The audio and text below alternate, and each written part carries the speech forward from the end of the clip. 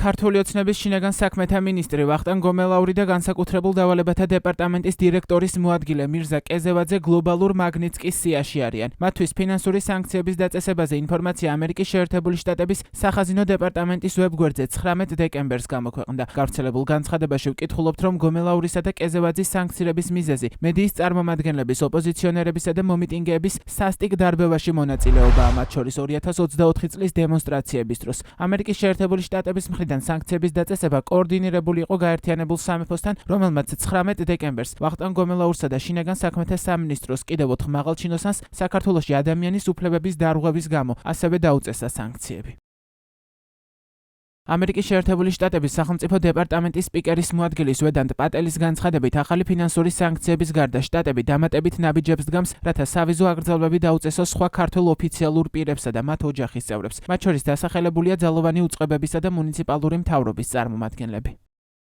სახაზინო დეპარტამენტმა საქართველოს შინაგან საქმეთა მინისტრსა და სამინისტროს განსაკუთრებულ დავალებათა დეპარტამენტის დირექტორის მოადგილეს სანქციები დაუწეს. ეს არიან ლიდერები, რომლებიც ჩართული იყვნენ მედიის წარმომადგენლებისა და მშვიდობიანი დემონსტრანტების სასტიკ დარბევაში, მათ შორის 2024 წლის აქციების დროს. სახელმწიფო დეპარტამენტმა ასევე გამოაცხადა, რომ ნაბიჯები გადადგა დამატებითი სავიზო შეზღუდვების დასაწესებლად პირებზე, რომლებიც პასუხისმგებლები არიან ან თანამონაწილეობენ საქართველოში დემოკრატიისთვის ძირის გამოთხრაში, ასევე მათი ოჯახის უახლოეს წევრებს. ეს ქმედებები მოყვება სავიზო ქმედებებს, რომლებიც გასულ კვირას გამოვაცხადეთ. შეერთებული შტატები მკაცრად გმობს ქართული ოცნების მიმდინარე სასტიკ ძალადობას საქართველოს მოქალაქეების, ქართველი დემონსტრანტების, მედიის უფლებადამცველებისა და ოპოზიციური ფიგურების წინააღმდეგ. ჩვენი აზრით, ქართულმა ოცნებამ ზურგი აქცია საქართველოს ევროატლანტიკურ მომავალს, რომელიც ქართველი ხალხის აბსოლუტური უმრავლესობის სურვილია და რომელიც საქართველოს კონსტიტუციაშია ასახული. ერთ დღეს ერთი სანქცირება ან ერთი ქმედების განხორციელება არ გუზღუდავს მომავალში სხვა რამის გაკეთებისგან. ეს უბრალოდ უახლოესი მაგალითია ამერიკის შეერთებული შტატების მიერ მის ხელთ არსებული ინსტრუმენტების გამოყენებისა, რათა პასუხი აგებინოს საქართველოში დამნაშავეებს და ის ინსტრუმენტები ჩვენს ხელში რჩება. პოტენციურ ქმედებებს წინასწარ არ განვიხილავ. ამერიკის შეერთებული შტატებისა და გაერთიანებული სამეფოს მიერ ვახტანგ გომელაურისა და ძალოვანი უწყების მაღალჩინოსნების დასანქცირებასთან დაკავშირებით დღეს კომენტარი გააკეთა ირაკლი კობახიძემ. ქართული ოცნების პრემიერ-მინისტრი სანქციების ახალ ტრანშს ანტიქართულს უწოდებს და ამტკიცებს, რომ ამ გადაწყვეტილების უკან არაფორმალური გავლენები ჩანს. რაც შეეხება კიდევ ერთხელ შინაგან საქმეთა სამინისტროს და ამერიკული მოქმედი ადმინისტრაციის მხრიდან მიღებულ გადაწყვეტილებას. რა თქმა უნდა, ეს არის მორიგი ანტიქართული გადაწყვეტილება და აქაც ჩანს deep state-ის და ასე ვთქვათ ხელი და ჩანს არაფორმალური გავლენები, რაც იდგა ამ გადაწყვეტილების უკან.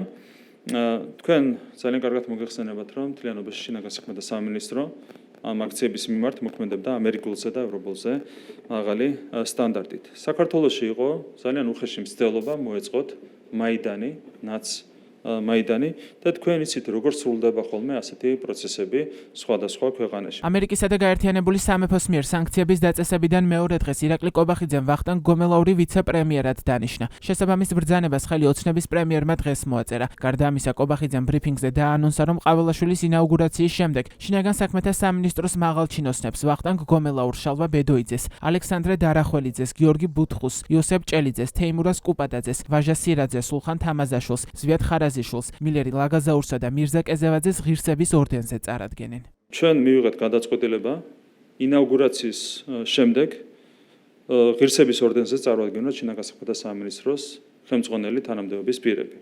ესენი გახლავთ 11 თანამდებობის პირზეა საუბარი. ინაუგურაციის შემდეგ 11-ვე წარმომადგენელი შინაგან საქმეთა სამინისტროს 11-ვე წარმომადგენელი იქნება წარდგენილი ჩვენი მხრიდან ღირსების ორდენზე. 19 დეკემბერს დაწყებული სანქციების შედეგად ვახტანგ გომელაურის და მირზა კეზევაძის ნებისმიერი ქონება ან წილი ინტერესი იმ ქონებაში, რომელიც ამერიკის შეერთებულ შტატებში ან ამერიკის შეერთებული შტატების პირების მფლობელობაში ან კონტროლის ქვეშა იბლოკება და ამის შესახებ დაუყოვნებლივ უნდა ეცნობას ამერიკის შეერთებული შტატების საგარეო აქტივების კონტროლის ოფისს. ასევე ნებისმიერი ფირმა, კომპანია, ორგანიზაცია, რომელიც პირდაპირ ან ირიბად, ინდივიდუალურად ან ჯამურად 50%-თან მეტით ეკუთვნის ერთთან მეტ დაბლოკილ პირს, ასევე დაბლოკილია. ამერიკის შეერთებული შტატების პირებს შეიძლება დაეკისროთ სამოქალაქო ან სისხლის სამართლებრივი პასუხისმგებლობა ამ განკარგულების დარღვევისთვის. გარდა ამისა, ფინანსური ინსტიტუტები და სხვა პირები, რომლებიც ახორციელებენ გარკვეულ ტრანზაქციებს ან საქმიანობას სანქცირებულ პირებთან, თავად შეიძლება აღმოჩნდნენ სანქციების წინაშე. აკრძალვები მოიცავს ნებისმიერ კონტრიბუციას ან სახსრების, საქონლის ან მომსახურების მიწოდებას სანქცირებული პირისთვის მის სასარგებლოდან მისგან.